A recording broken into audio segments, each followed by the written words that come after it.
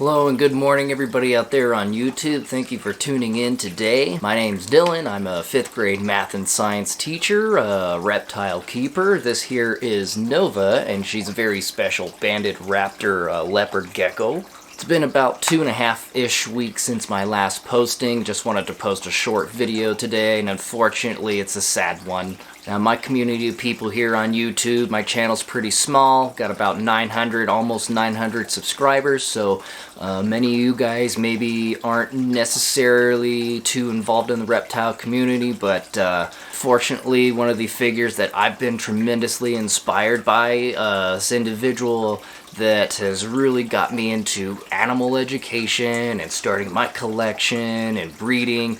Really everything that I just became so passionate about.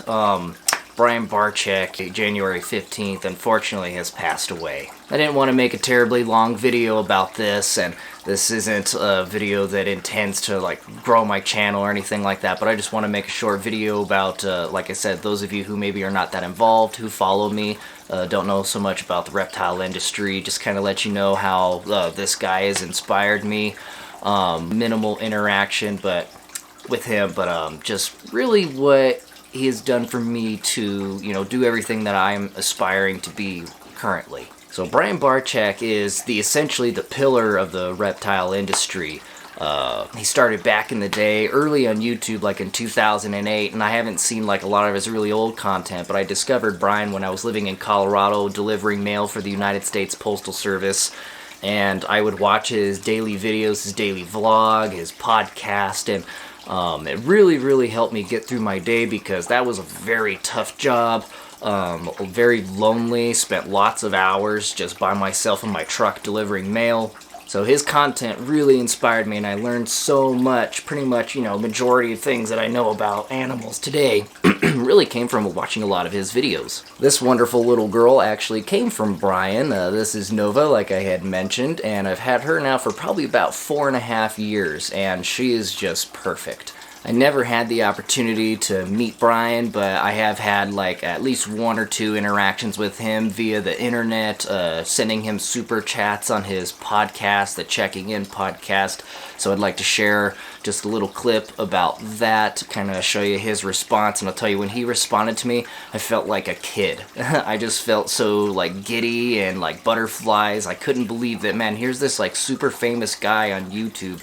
And he's you could send a small donation and a message, and they're actually responding to it. So I thought that was incredible, and I'd like to just take a couple of moments here to share that with you. Prehistoric companion says, "What up? Listen to you guys on my mail route daily and helps me get through my day. I've been greatly inspired and started my own channel and collection." Well, that's awesome. Thank you so much. And I always think about mailmen. Yeah, it's a weird thing, right? I think so. Listen,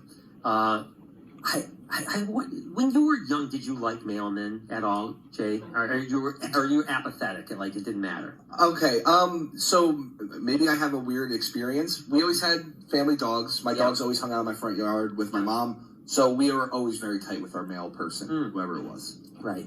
But that's my weird experience. So I don't know if that's... Yeah. No, well, my point is that when we grew up, the mailman was maybe we were really lucky. His name was Butch. Yeah. And we loved Butch. Okay, yeah. So then, yes, we loved our mailman. Yeah, sure. he was we looked forward to him delivering our mail every day. He was like a hero, a neighborhood hero. He brought the letters from Andy. Christmas gifts. Yep, we would too. Yeah, and I don't know that that's that way anymore. I don't think it is. And I don't know if it's because... the other thing is, I know in my neighborhood anyways, we don't have the same mail person at all. There's a woman one day, a guy one day, there's this person. It's never the same person for more than a couple weeks. And I don't know if it's just my neighborhood that's that way, because Butch was literally our mailman from when I was a child until I was probably 15 years old, until he retired. Really? Yeah, that's crazy. And so he was just part of the thing. So anyways, I don't know why I got off on the topic of that, but No, because the guy's mail route. But I agree with you. That's awesome. It's interesting. But I will say this, I don't know where you live, but man, would I hate to be a mail person in Michigan. Oh my God! Get your mailman out there all day long for 3 hours, bumpy ass roads, snowing, raining.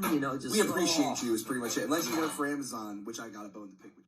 So I thought that was pretty neat. I really enjoyed that. Like I said, it made me feel like a little kid. My buddy Kim, who I actually collaborate on local shows here in Alamogordo, will do education programs at the Alameda Park Zoo here. We collaborate on other events, private events, and birthday parties. She's been very fortunate to actually meet him in person and kind of get to know Brian somewhat. So pretty jealous of that. But yeah, and to be honest, I couldn't even tell you guys that without Brian, like the kind of person that he is, just super down to earth, super passionate, super inspiring. I can't say enough good things about this guy.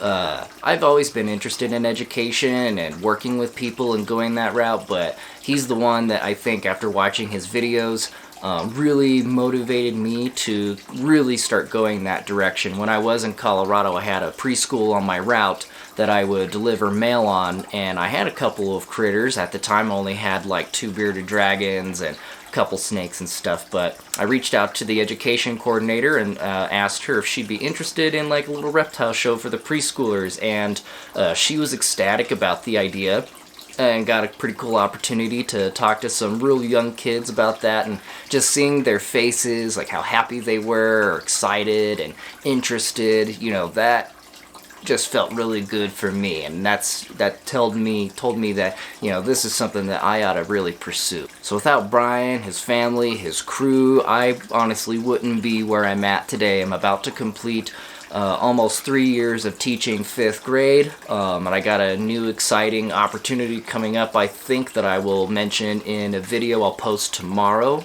Kind of one of the last things that I think Brian's videos have really helped me with, because when I first discovered him, he was kind of going through like a lot of like anxiety and mental health issues, I think, and he would talk about it openly and honestly, and you know, something that I struggle with on and off. You know, I had my fair share of like things that I wish were better, relationships were better with my family, and you know, I'm working on and repairing or improving a lot of those things, having stronger connections, better bonds with my family. We're all so spread out, and you know, no one's perfect, and I tend to beat myself up a lot. I hold myself to a pretty high standard, and you know, it could be a pro and it could be a con, so I'm working a lot of things up here too, but Brian's videos have really helped me try to exercise more transparency in my life, and hitting the mental gym, as he always would say in his videos. It's a good thing, it's important. So it's just a handful of ways that Brian has really influenced my life, my direction, and